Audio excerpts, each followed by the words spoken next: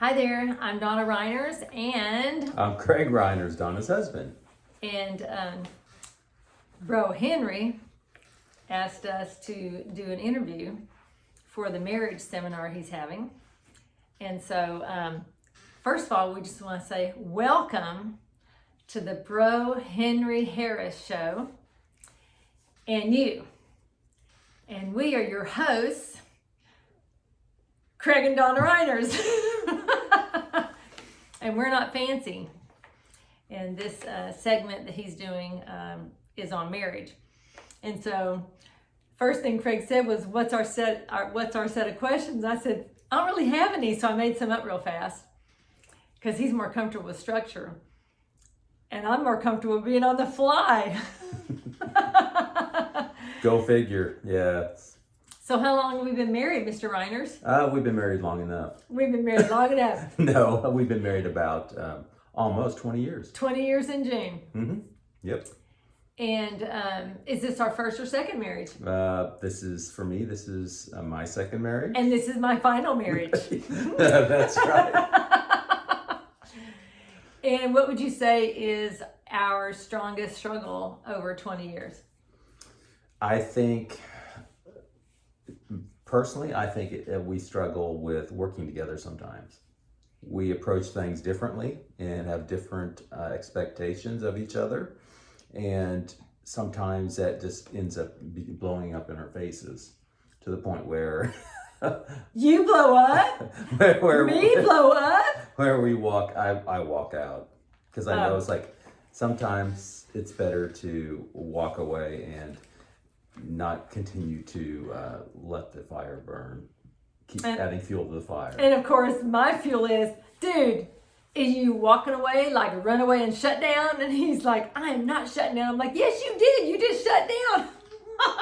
So maybe that makes me the instigator. So we don't have a plan. We're just going to talk because people don't do that. People come out with their perfect marriage and their perfect 1, 2, 3, 4, 5 questions, and everything's awesome. And honestly, everything's not always awesome. And I wore my favorite shirt. I'm fine. Everything's just fine, even though it's distracting on camera. Because sometimes you just have to decide that everything's fine, that I'm fine, and everything's fine. Because at the end of the day, you can walk away. But then you get to start over with you all over again with somebody else when you're part of the problem. So we had, early on in our marriage, one of the things that happened with like my first marriage was that one of the struggles that I had was that I did not want to go see a counselor or get any help or assistance from somebody, and that until it was too late. And then it was too late. And then it was too late, and it became a real struggle trying to overcome something. So we, from the beginning, knew that we needed to, at time to time, it is important, or that it was good for us to go see a pastor. So I remember one of the times we went to see Pastor Bob, who is no longer with us. He has passed away, and he's the one who married us. Mm-hmm. And he was just so kind. He was like a spiritual dad, you know. And in our time to talk with him and share our lives with him, he confronted us both with things. And what was really interesting to me, what we discovered that, for us anyway, was that one of the things I said to him was like, you know, I'm no longer in ministry. And he's like, why aren't you in ministry? I said, because I found so much joy in it. He's like, well, why did you lay it down? I said, because I don't want to have my joy in ministry. And he just kind of laughed. He said, Donna, you need to have joy in what you do. Mm-hmm. If you don't have joy in what you do, why would you be doing it? I said, but, you know, in Christian circles, many times in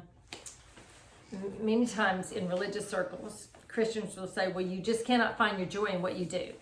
Your joy is just in Jesus, just in the Lord. It's all about Him. And we know it's all about Him. My goodness gracious, you can't get up, brush your teeth without the Lord, you know? At least that's my belief. My faith is My trust is, I know I'm nothing, but yet I'm everything because the Christ lives within me. And so the reason I'm sharing that with you is because I had stopped being in ministry for about 1.5 years, and our marriage went to crap for that 1.5 years. And why was that? Because I wasn't doing something I loved. Didn't mean that I didn't love him. Didn't mean I loved his kids, biological kids. It did not mean that I didn't love our home or our time or our church or any of those things. But I wasn't doing something that was fulfilling that other space inside of me that had to do with my purpose. And so our marriage really went to crap for about 1.5 years. And so when he confronted us with that, I changed my mind. And I went back. I just turned around and went back into ministry immediately. And everything in our lives just went like dominoes. We were back in alignment.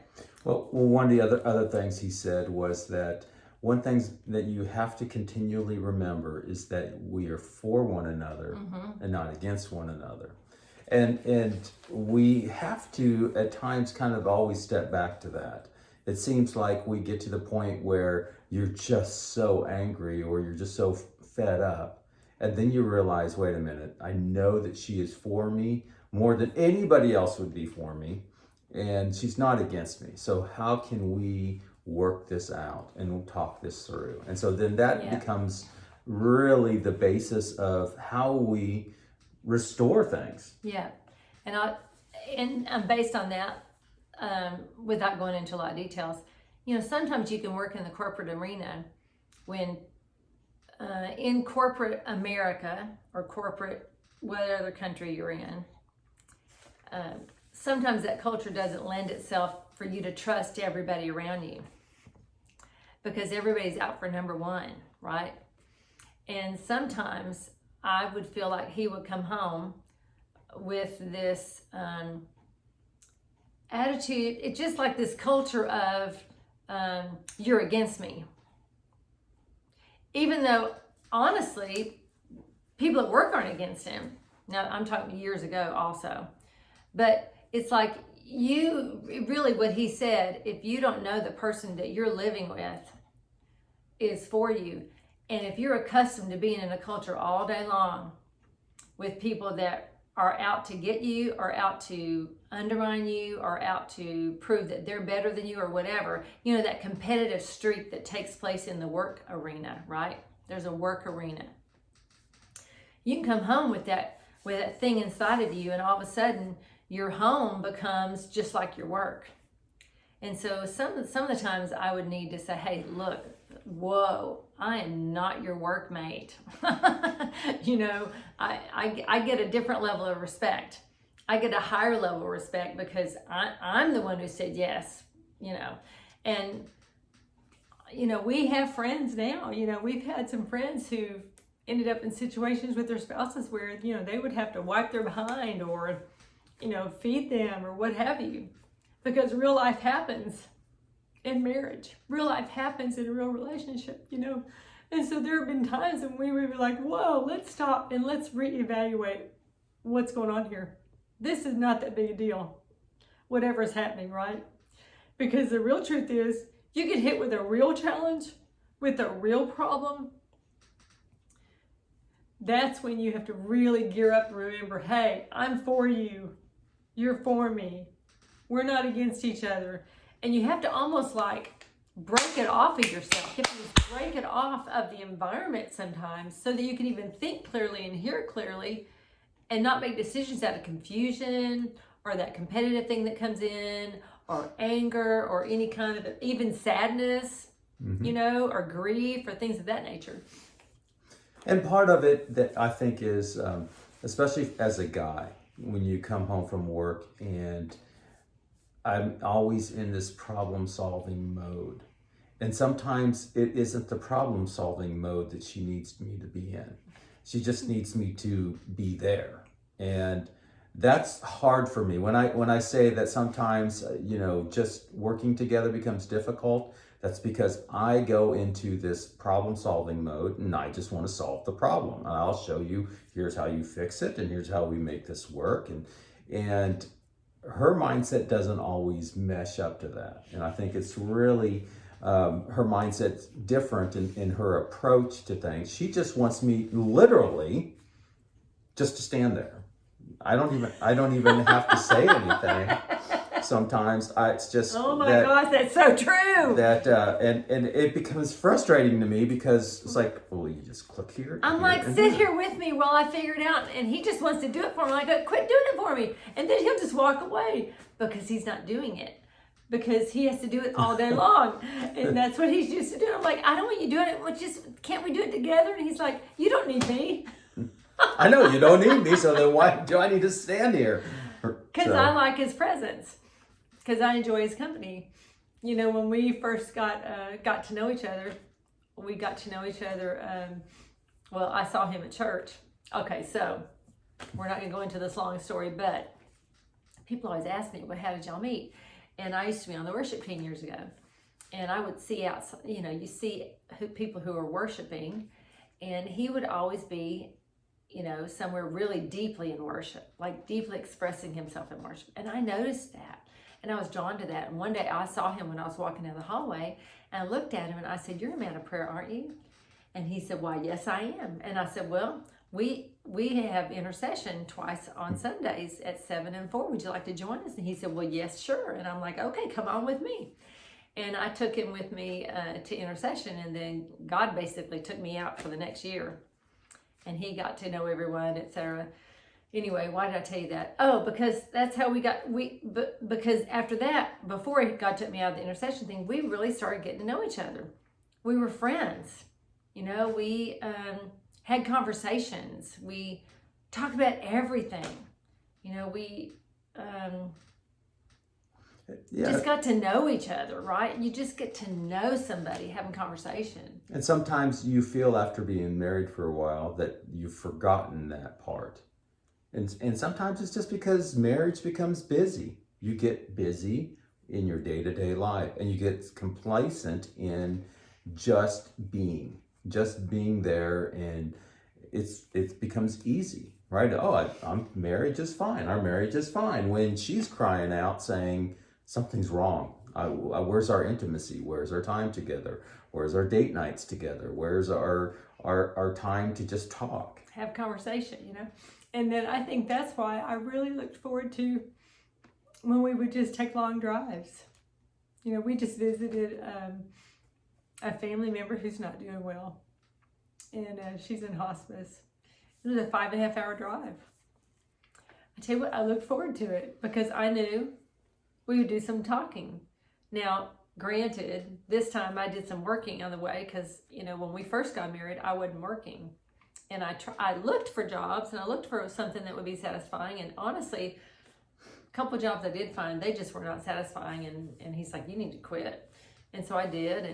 And then over time, eventually, you know, we got ordained and just worked in ministry, you know, together. And me more so than him, just because he was working at the corporate world every day. But I was meeting with women on a regular basis, and we were having monthly meetings, and sometimes I was doing weekly Bible studies, and I was fulfilled that space on the inside. You know, I never had biological babies. So for me, you know, a mom who has their babies and they find their fulfillment in that type of job is the wrong word, but there's a satisfaction in raising your children and those kind of things. I never really had that for me, right? But a ministry is like having a baby. You know, you start it and then you grow it. You grow with people, you love on people, et cetera, et cetera. And so that was my satisfaction. And then over the years, I got to a space where I really felt like, you know, this is, I did feel like I needed to step away from ministry because I needed to figure out my identity versus what I was doing. Like he's talking about doing. And so I said that because on our way the 5.5 hour drive, I was actually working, because now I'm working full time for the last almost year. And that's made a difference in our world right now too. Working full time. Because, you talked about us being busy. Mm-hmm. Sure. So now, he comes home from work. He works at the office 2-3 times a week. And I work full time as well. And so, I don't necessarily have dinner on the table. And sometimes he'll come home and say, are we going to ever have groceries? because I don't snack all day long, even though I'm home, and I don't have a lot of snackage. And, but one of his love languages I know is meals. And so Instacart is my friend, because Instacart delivers our meals to us now. And do you mind that? Do you mind that I'm not actually doing the cooking, or would you rather I actually do the cooking? I don't care if you cook or not cook. Just that we have food sometimes. We have food. Like today, I did have, I ordered Instacart, and we had some salmon this evening and some rice cauliflower and things of that nature. Anyway, you may think we're digressing, but the point is that we all have these needs in our marriage. One of his needs is coming home and having a nice cooked meal, and having someone that wants to wants to at least like acknowledge him, which I do. But now working full time, I have to literally stop and go, okay, divert attention and not work all night long, because I love what I do right now. I'm loving it. I don't not love him, but I love what I'm doing, and I'm having the best time. It's so much fun. But I'm having to really learn a new balance. So let's move on to our next question. I don't have another question. Yes, we do. What about kids? Okay. So let's talk Craig, a little bit. How many children have you ever had? How many bowling balls have come out of your loins, sir? So I have 2 kids, and they're both grown now. They are. But 31 when we got married, and 29. Yep. When we got married, they were still little. What? Yeah. They were 8, 9, and 11. 9-11 when we got married. Yeah. So they were at an age where there were going to be some challenges, because it was a new mom and a new situation.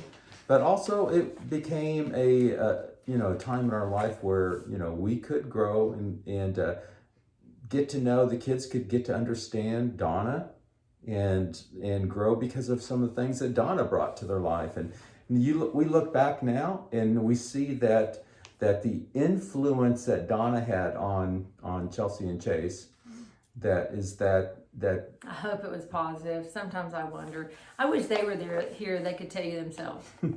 We just have our assumptions on what we think is good, don't we? But Chelsea did tell me one time publicly, or she did say, and I can say this once. She told me that. Hold on. How does she word it? It had to do with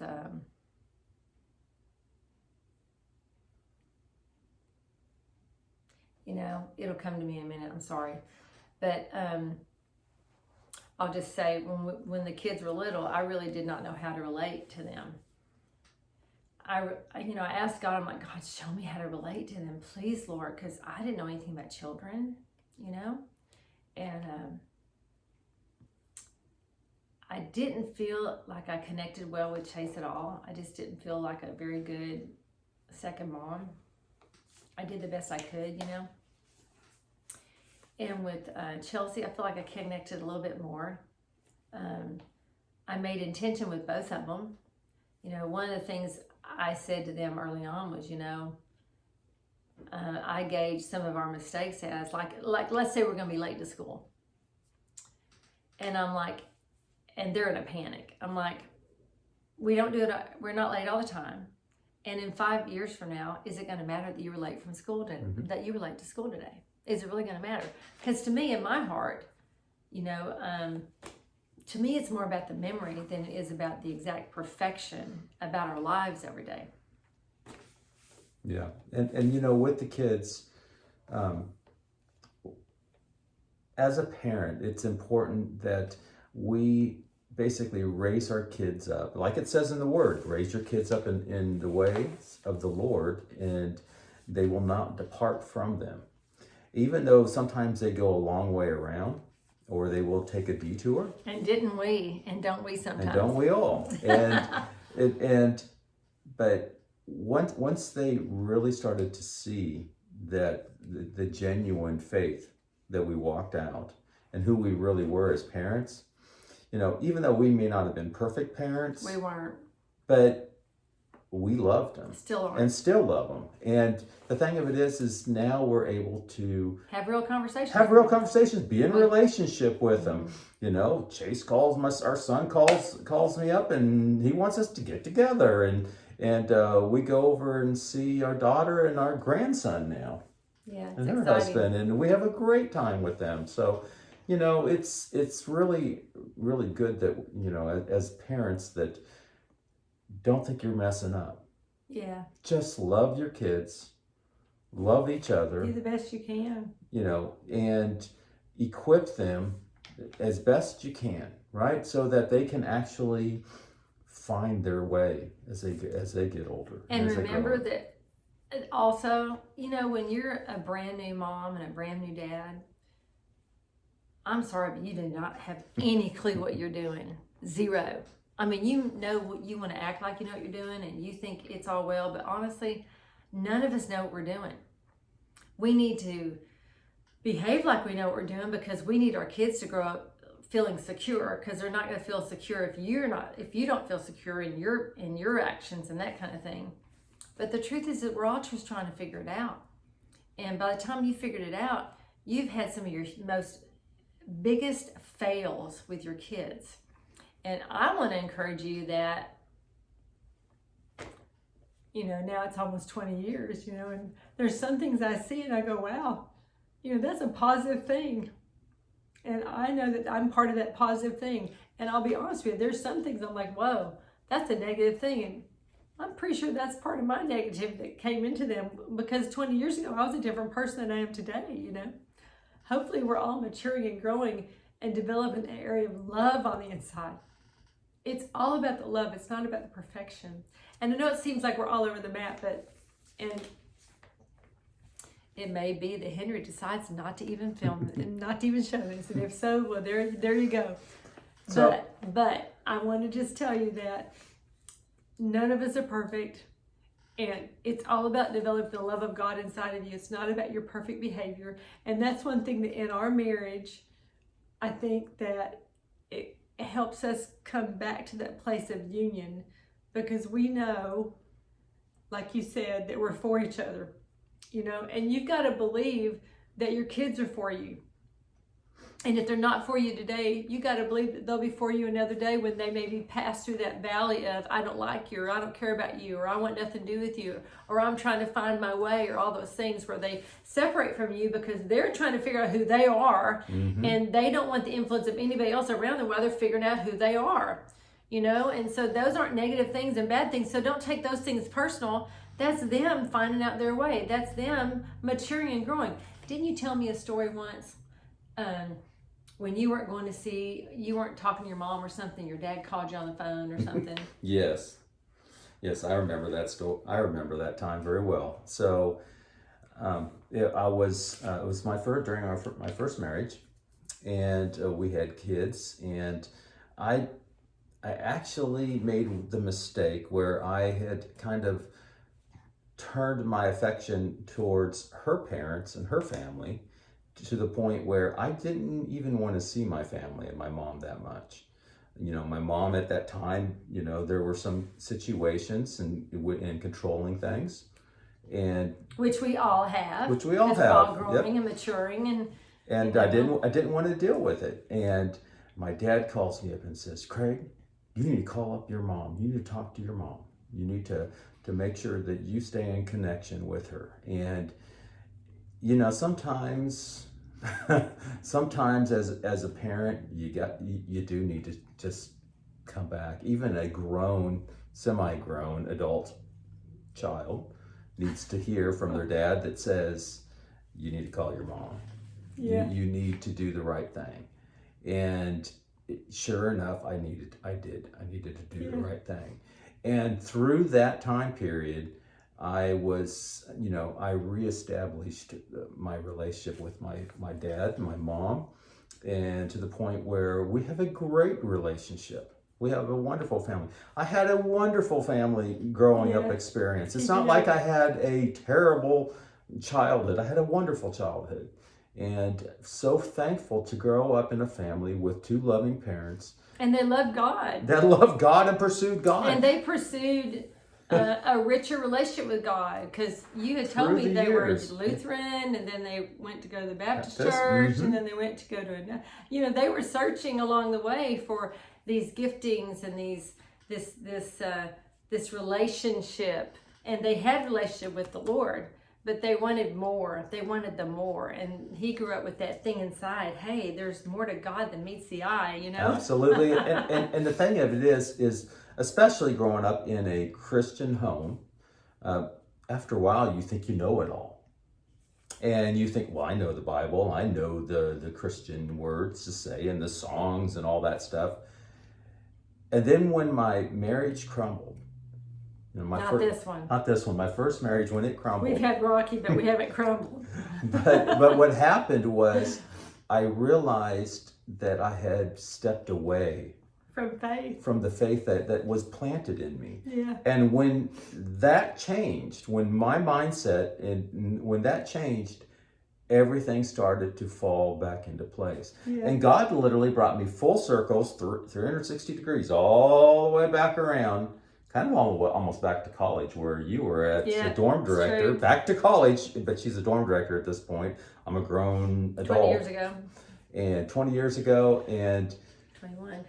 We started all over again. Yeah. And this, after standing for my marriage, after, fighting for restoration, things came back to a place where... And you got restored. God restored it. God restored me and released me to move forward. And that's when Donna came into the picture, and our marriage came into play. So. And I had just been, were you in my life when my dad died?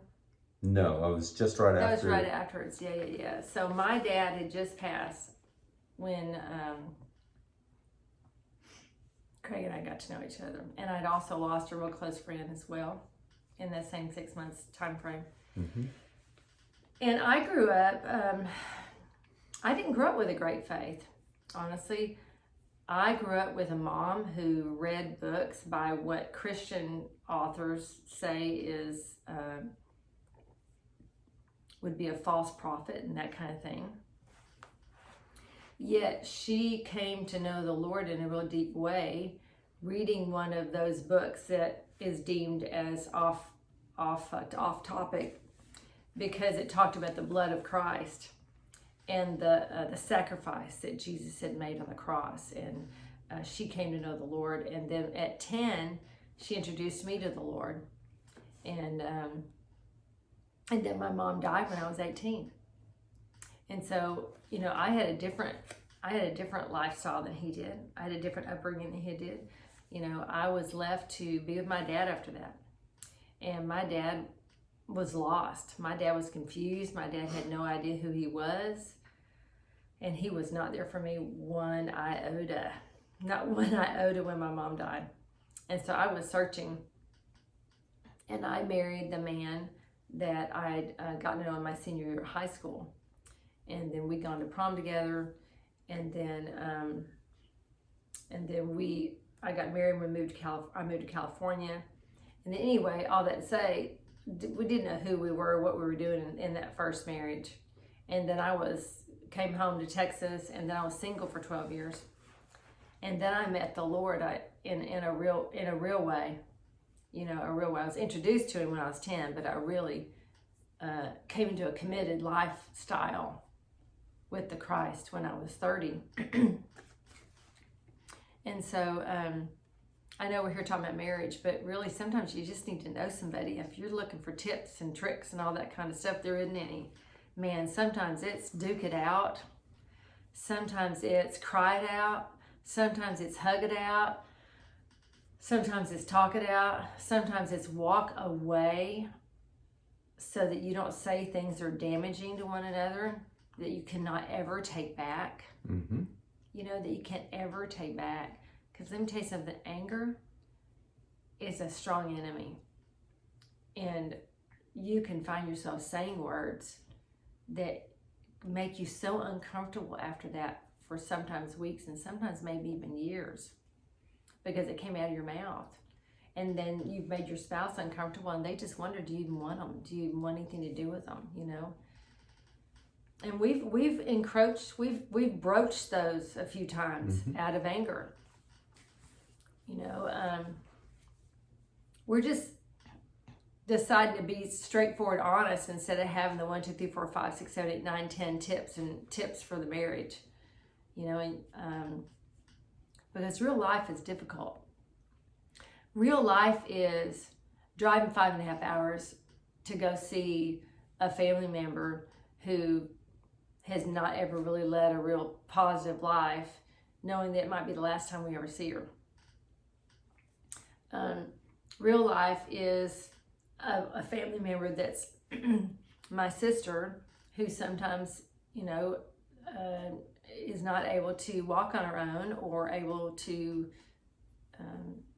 perhaps has some incontinent issues. Real life is cleaning somebody up. Real life was when my sister was alive, who passed away, was the pressure and the stress of being there for her and going to a nursing establishment several times a week just to be there because there was nobody really there for her, you know, and that can put pressure on a relationship. I know that there are some of you watching that might be caring for elderly parents.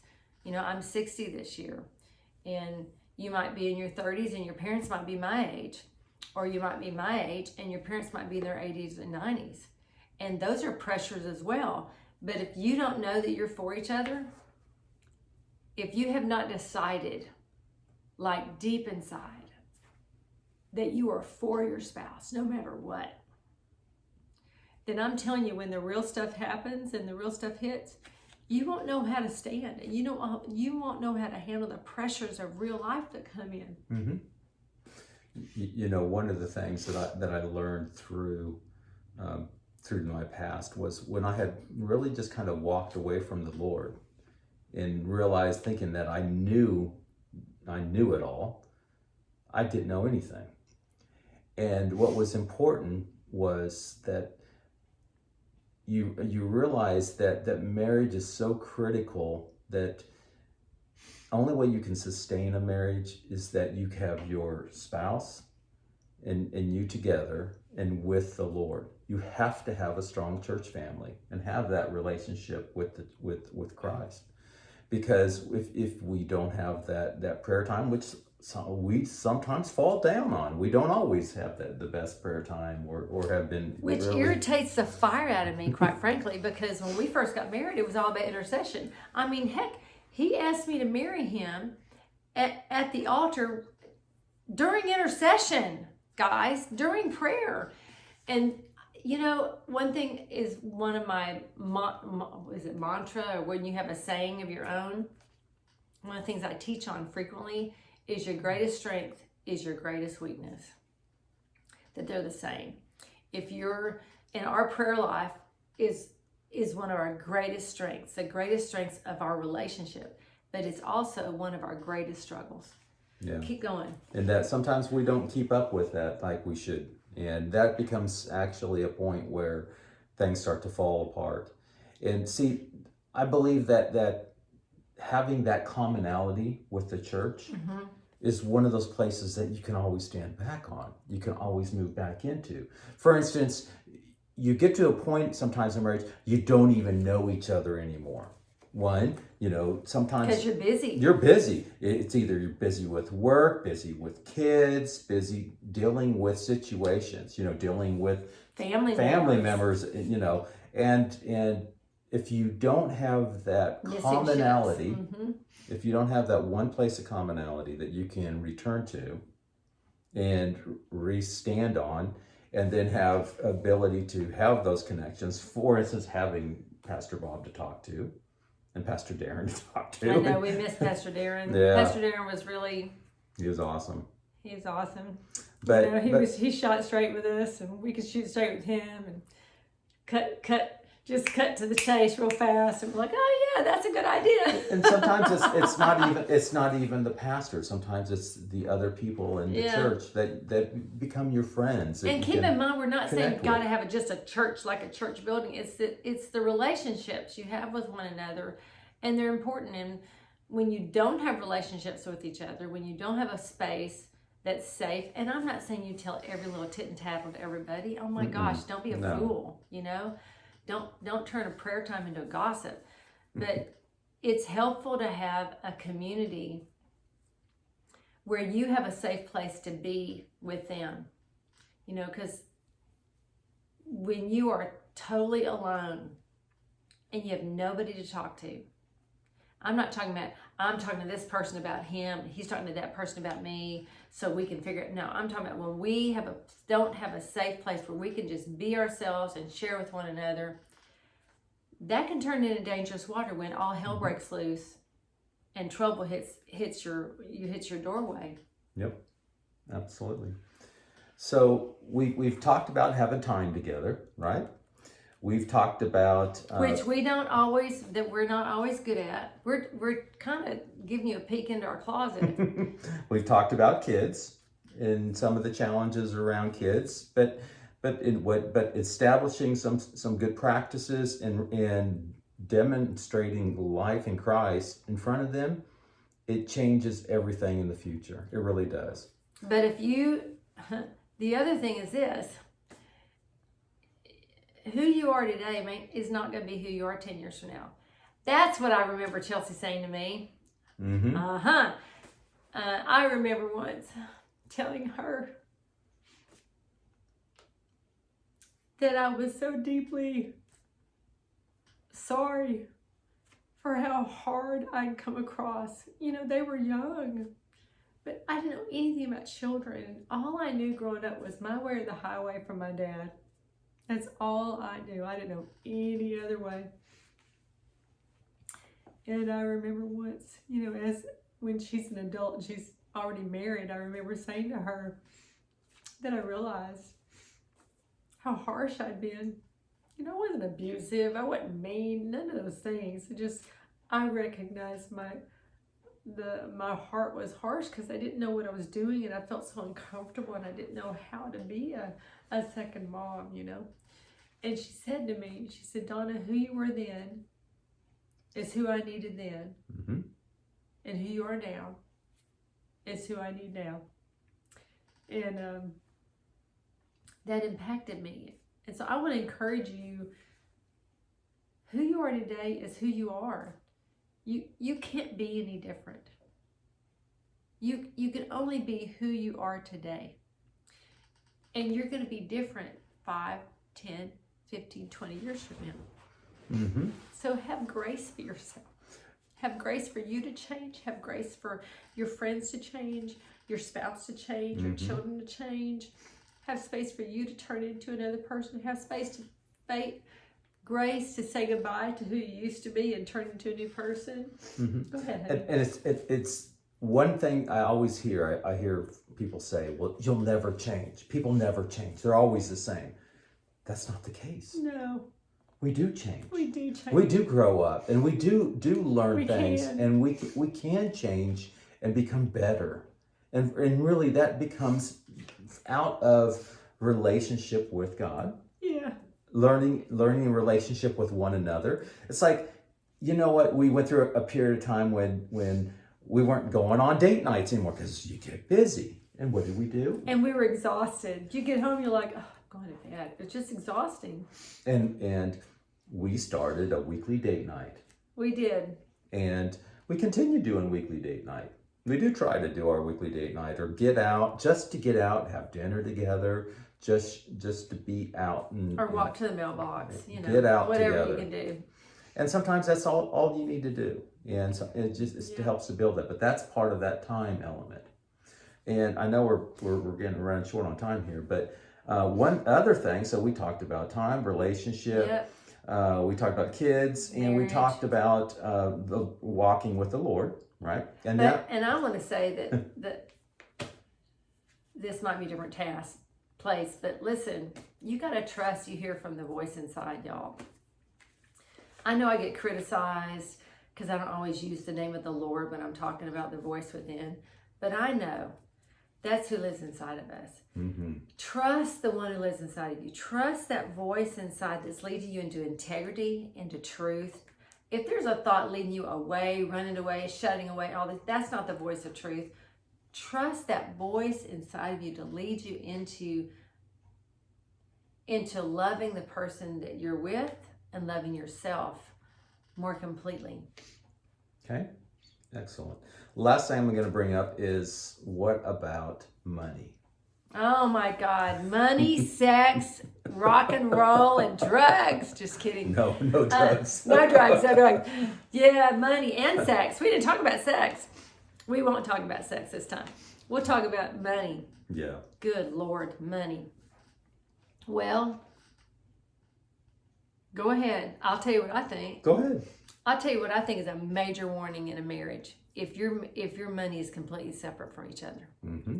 If you have two bank accounts, you expect her to pay her bills, you expect him to pay his bills, and that's the end of it. That is division waiting to happen. Because when your money is separate, then you're basically saying, well, that's your job, and so all your money is your money, and you're providing for yourself, but you're not providing for me, and vice versa.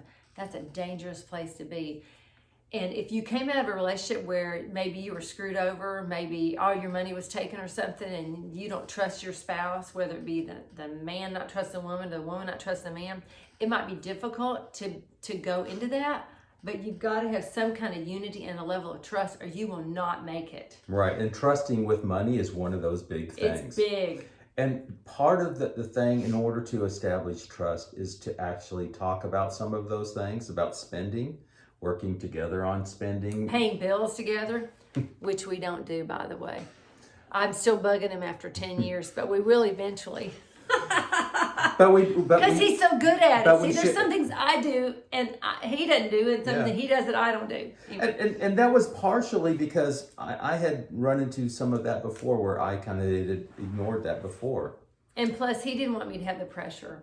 Yes. There's a lot of pressure when you're the one in charge of all the bills.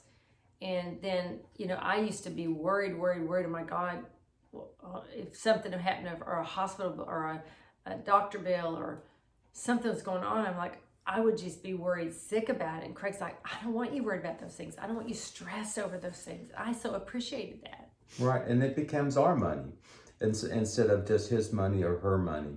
Now, we do have it where, in order to help with the spending, so that we know that we're not overspending, or that we know that we have money for the bills and we have money for groceries. We have a grocery account. We have a grocery account. I get an allowance, and I have a bill account. And I still use a credit card. And we still use the credit card, and we still work to pay the credit card off every month as best we can.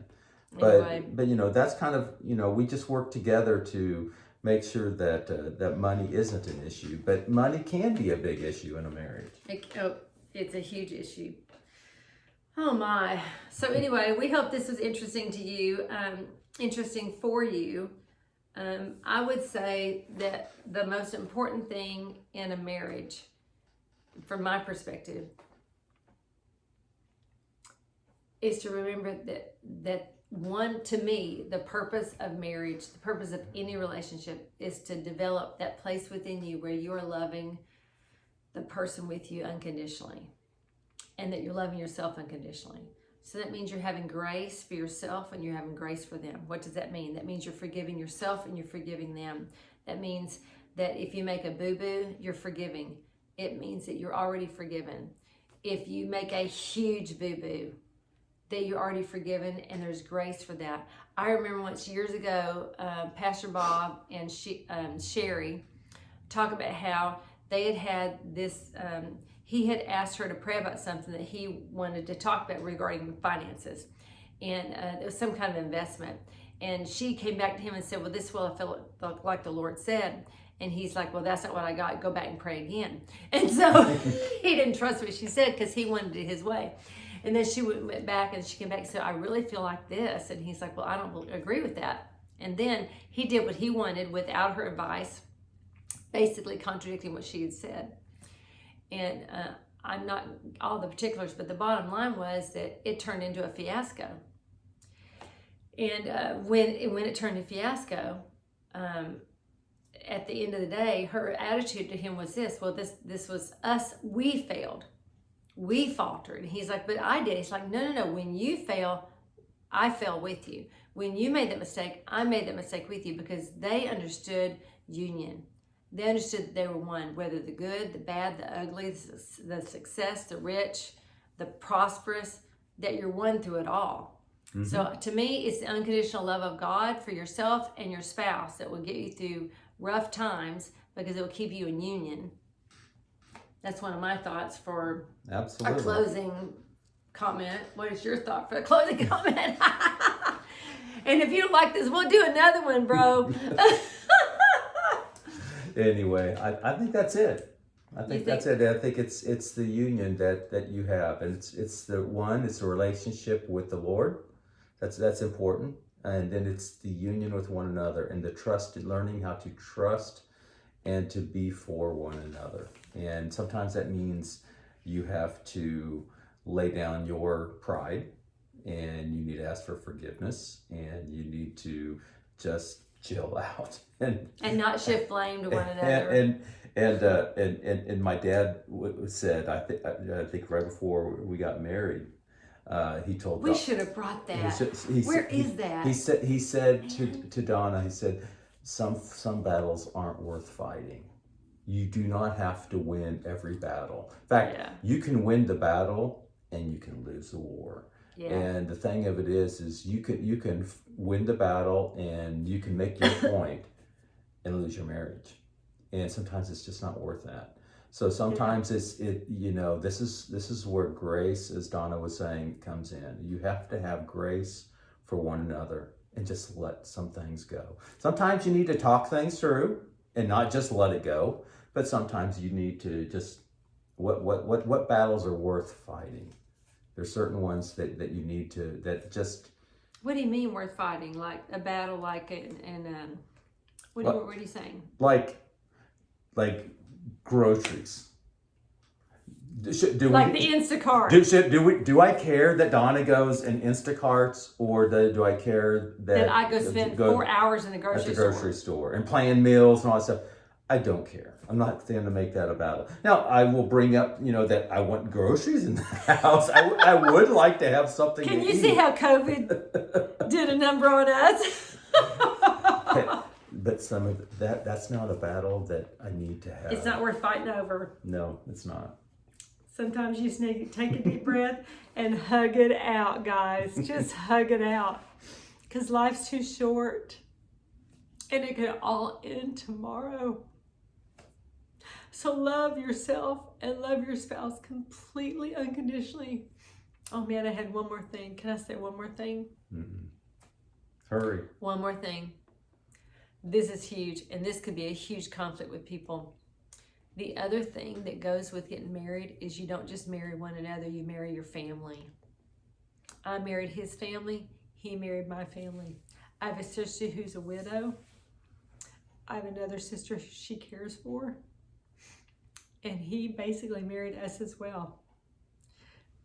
I married him. His dad has passed away. His mom is a widow. He has a brother. He has nephews. It's like we all became one in our own way. And it's loving one another and celebrating one another and acknowledging one another along the way, and not just keeping and not being just separate from one another. Chelsea and Chase are precious to me. I know they're not my biological children. I recognize that. But I'll always be their second mom, mm-hmm. And because they'll not ever be a third. Anyway, we bless you. We thank you for joining. This is Donna and Craig Reiners, and this is the Bro Henry and You show. And we hosted today, and we hope that you enjoyed it. Please comment. Let us know what your thoughts were. If you have any questions, let us know, and we'll be glad to be part of the solution or the discussion or what have you. Anyway, Thank you. until soon. All right. Bye. Bye. Thanks. Donna and Craig Reiners. Bye.